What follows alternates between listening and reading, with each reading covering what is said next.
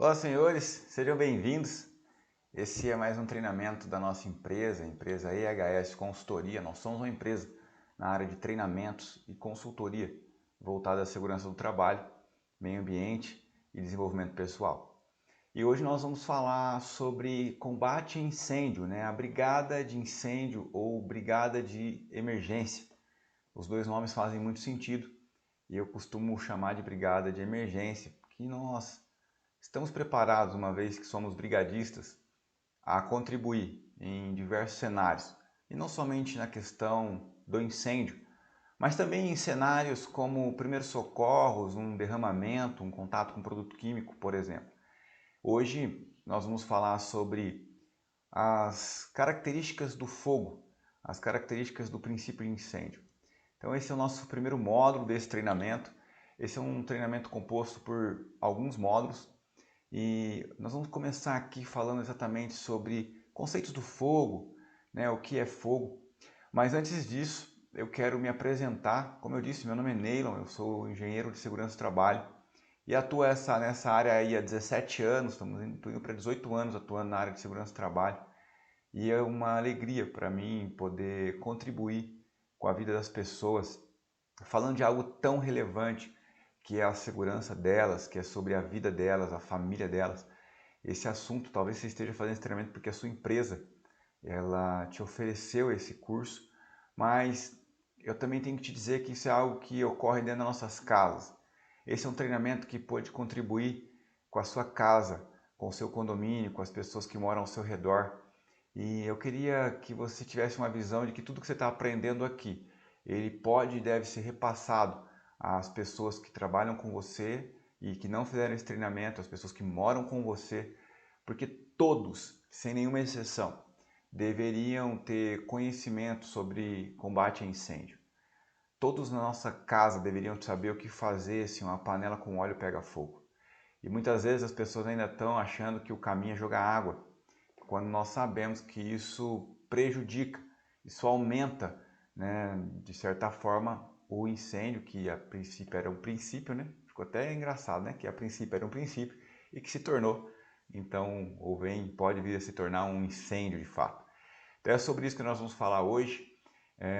Quero usar da minha experiência, dos lugares que eu passei para transmitir essa informação para vocês da melhor forma possível. Fica comigo aqui, prestem bastante atenção.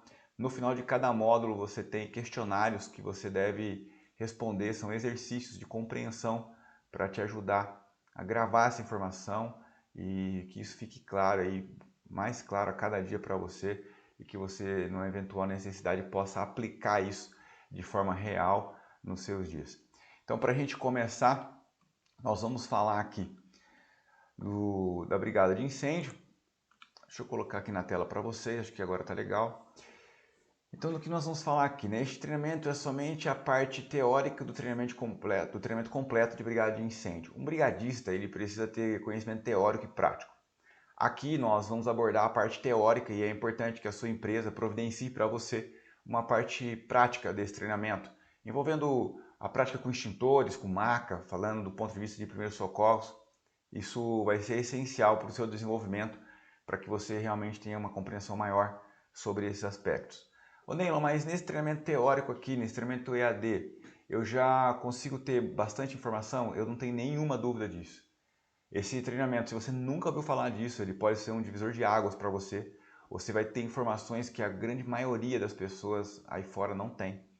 Porque as pessoas não sabem nem diferenciar princípio de incêndio, né? Elas não sabem sequer usar um extintor, elas não sabem sequer identificar a diferença entre um equipamento de pó químico seco, um equipamento de CO2, um equipamento de água. Que esses são os três principais tipos de extintores que nós temos aqui no Brasil. Existem outros, mas nesse treinamento, nesse módulo, eu quero falar desses três principais. Tá? Antes disso, nós precisamos entender o que é fogo. Então nós vamos falar sobre o triângulo do fogo, sobre o tetraedro do fogo. O que nós precisamos para de fato nós termos o fogo. E o que é esse fogo? Que é uma reação química que produz luz e calor. Já te dei uma respostinha aí que pode estar lá na sua prova. E se eu fosse você, eu aproveitaria e pegaria uma caneta e um papel para anotar essas informações, que elas realmente são bastante relevantes para a sua vida. Pode contribuir na vida de outras pessoas. Quando você sabe o que fazer num princípio de incêndio, significa poder contribuir para que um princípio de incêndio não venha a se tornar um incêndio e várias pessoas possam vir a óbito, a falecer por conta desse incêndio. Então, entender de combate a incêndio, princípio de incêndio é essencial para a vida. Todos deveriam saber um pouco sobre isso, como eu já disse uma vez. E no seu condomínio, nos lugares que você acessa, as pessoas vão ter um treinamento sobre isso. Será que se tiver um incêndio no seu condomínio, as pessoas estão preparadas para sair, para abandonar a área? Sabem como fazer isso? Existe um plano de abandono para esse local? É sobre essas questões que nós vamos tratar aqui, tá bom? Então vamos lá. O treinamento ele é composto, o treinamento completo ele é composto por um treinamento teórico de combate a incêndio, treinamento prático de combate a incêndio, treinamento teórico prático de primeiros socorros, avaliação de aptidão do aluno. Essa aptidão é uma avaliação que não tem a finalidade de dizer se, do ponto de vista físico, você tem condições de ser um brigadista. Não é isso. Nós não estamos procurando aqui nem a sua empresa, nem um Rambo, nem um 007. Nós estamos aqui treinando pessoas que, por ter um conhecimento, podem contribuir e vão poder contribuir se decidirem fazer. E isso independe da sua aptidão física. Às vezes a gente pensa no combate a incêndio simplesmente em ligar um hidrante e ir na linha de frente fazer o combate ao fogo. E talvez esse não seja o seu perfil, talvez o seu perfil seja um perfil mais de organização, ajudar a organizar uma fila, ou ajudar a manter pessoas afastadas daquele local, fazer uma varredura. Então eu quero te encorajar aqui desde o começo a ter uma certeza, uma segurança que você sim pode contribuir sem dúvida nenhuma. E isso independe da sua aptidão física. Existe uma avaliação para esse treinamento, uma avaliação teórica que você vai concluir, no final desse treinamento você vai concluir com essa avaliação, né? Você vai concluir, melhorando aqui o que eu te disse, você vai concluir no final desse treinamento uma avaliação. Essa avaliação é o que vai te dar condições de perceber se você adquiriu realmente todas as informações passadas aqui. Se isso não acontecer, eu quero te encorajar a voltar nos módulos que você teve dificuldade e refazer isso. Todos os módulos têm uma avaliação, um exercício e no final uma avaliação que contempla todos os módulos. E essa é a avaliação final. Após essa avaliação você concluiu o treinamento e se você tiver uma nota superior a 7. Então eu quero te encorajar a prestar atenção, papel e caneta na mão e vamos junto aí. O objetivo do curso da Brigada é estabelecer as condições mínimas para o brigadista ter condições de atuar numa situação de princípio de incêndio. Isso pode ser em edificações ou outras áreas de risco e na prevenção de combate a esse princípio de incêndio. Também contribuir na questão do abandono de área e também na questão de primeiros socorros. Então todos esses assuntos nós vamos tratar aqui e esse é o grande objetivo do nosso treinamento. O que mais? Visando em caso de sinistro proteger a vida e o patrimônio, reduzir os danos ao meio ambiente até a chegada do socorro especializado, momento em que poderá atuar como apoio. Sempre que nós temos um princípio de incêndio, uma das primeiras coisas a serem feitas é acionar o bombeiro. Nós somos brigadistas e nós podemos atribuir a nossa atividade a princípios de incêndio. Um incêndio, se você tiver um treinamento básico, o ideal é que o bombeiro assuma essa responsabilidade quando ele chegar. Ou nenhum, mas um brigadista não pode combater incêndio? Pode, claro que pode, mas ele precisa ter um treinamento mais profundo, um treinamento prático. Nós temos treinamentos para brigada de incêndio que começam em 8 horas e temos treinamentos que vão até 32 horas, treinamentos mais profundos, envolvendo muita prática, muito treinamento ali na linha de frente, muitas vezes em centro de treinamento. Então isso vai depender do seu nível de conhecimento e treinamento. O que não podemos esquecer, eu já falei aqui, é que você sempre vai poder ajudar. Não tem a possibilidade de você não poder ajudar. E esse é um fato. Mas um primeiro aprendizado que nós temos como do brigadistas é, primeiro de tudo, vem a sua segurança. Você precisa estar seguro. Nós brincamos que tem uma regrinha para o brigadista. O brigadista é assim, primeiro eu, o segundo eu, o terceiro eu. E o quarto é a minha equipe. E quinto, somente em quinto, é a vítima.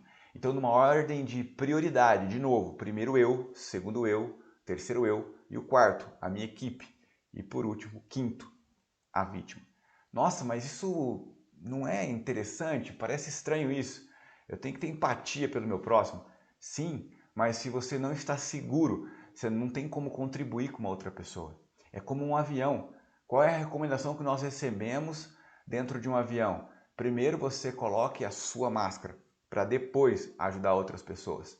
Então, antes de contribuir com o próximo, na questão do combate a incêndio, você precisa contribuir com você e garantir então a sua segurança.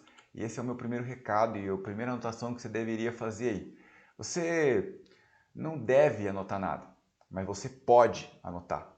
E eu quero te encorajar a fazer isso. Quando você anota, você grava melhor as coisas. E numa ocorrência, ter isso muito claro, que primeiro é a minha segurança, não adianta eu sair aqui desesperado, indo lá, querendo ajudar, sem saber se eu tenho condições. É como o caso de um afogamento. A pessoa está afogando, você pula na água, sai nadando para ajudar essa pessoa e de repente, em vez de nós termos uma vítima, nós temos duas. Porque você não está treinado para isso. Você não foi treinado. Você não levou uma boia, você não levou um pedaço de madeira, algo para oferecer para essa vítima. Você foi lá e essa vítima que estava se afogando segurou em você e te afundou junto com ela. É esse o ponto. Primeiro, a sua segurança. O trabalho do brigadista ele é muito mais do ponto de vista de prevenção do que de ação, se nós formos perceber melhor. Analisar isso melhor, acho que esse é o ponto. Você precisa estar atuando de forma preventiva o tempo todo, observando se os extintores da sua unidade estão em dia, se as rotas de fuga estão liberadas, se as pessoas conhecem a rota de fuga, se a porta de emergência funciona. E eu quero estender isso para a sua casa, para o seu apartamento, o condomínio, o local que você reside. Faça esse cheque, verifique se no seu condomínio existe uma brigada de emergência, se as pessoas foram treinadas, se tem um AVCB, um auto de vistoria do corpo de bombeiro, uma licença que diz que aquele local está adequadamente protegido, ele atende às regras do corpo de bombeiro. E isso vai automaticamente oferecer maior segurança para as pessoas. E essas pessoas é inclusive você e sua família. Então faz muito sentido observarmos esses pontos. Esse treinamento está baseado na NR23. A NR23, ó, que nós podemos ver aqui, ela fala de proteção contra incêndio. Mas não é só ela. Além da NR23, nós temos algumas instruções técnicas estaduais, né, do Corpo de Bombeiro. Quando a gente fala em combate a incêndio, esse tema de brigada, nós temos que lembrar que o bombeiro é um órgão estadual. Então, muitas vezes a regra muda entre um estado e outro. Eu não sei aonde você está fazendo esse treinamento, mas é conveniente que você tenha conhecimento aí, ter a instrução técnica do Corpo de Bombeiro aí do seu estado. O brigadista deve atender legalmente a responsabilidade por ele atribuída conforme atribuições técnicas estaduais e a NBR 14276, que é uma NBR que essa, por sua vez, é uma referência para o Brasil todo quando o assunto é combate a incêndio, brigada de incêndio. Algumas atribuições legais do brigadista.